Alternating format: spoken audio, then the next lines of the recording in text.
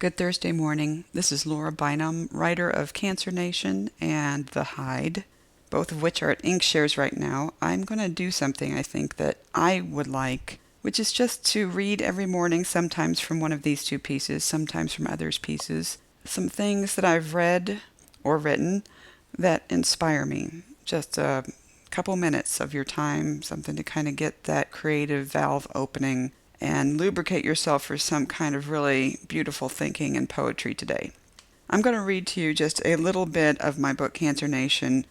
There are two main characters, Emeritus Lakshaw, who is heading the Illuminati, a group that is trying to unseat the reigning corporation slash political group, while the other woman, Eve Sontag, is their mascot, the travel angel. She has been put into this position out of necessity and somewhat against her will. It's the anniversary of the death of her daughter, and this is something that I found as a mother, as a woman, as somebody who works a lot and doesn't get to spend as much time with my kids as I'd like. It's something that means something to me, and I thought maybe it would mean something to you as well. So here goes. The company car pulls alongside the curb.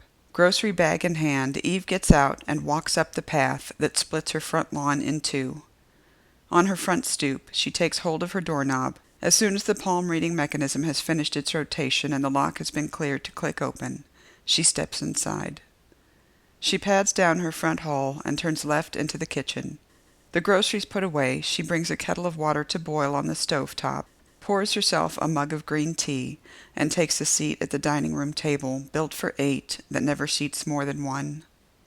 Over the tipped rim of her mug, she stares at the room's bay window, with its perpetually drawn shade and its cushionless seat, where a woman sipping hot tea should be, reading a book that pilots her far away from this life.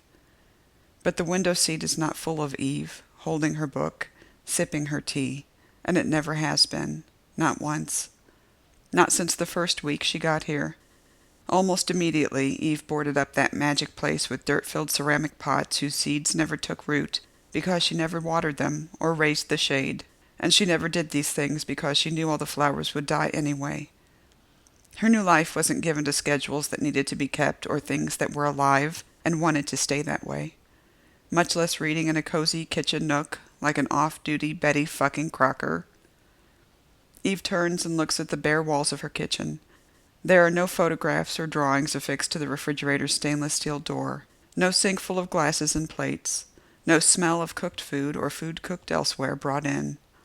The kitchen is the room of the house built around a hearth, a fire built to provide sustenance and heat. But this kitchen is lifeless. There's no trace of life here, no husband, no daughter, not even her, not really. Eve looks down at her tea and knocks the mug over. She watches the pale green liquid stretch across the table, smiles as it dribbles onto the floor.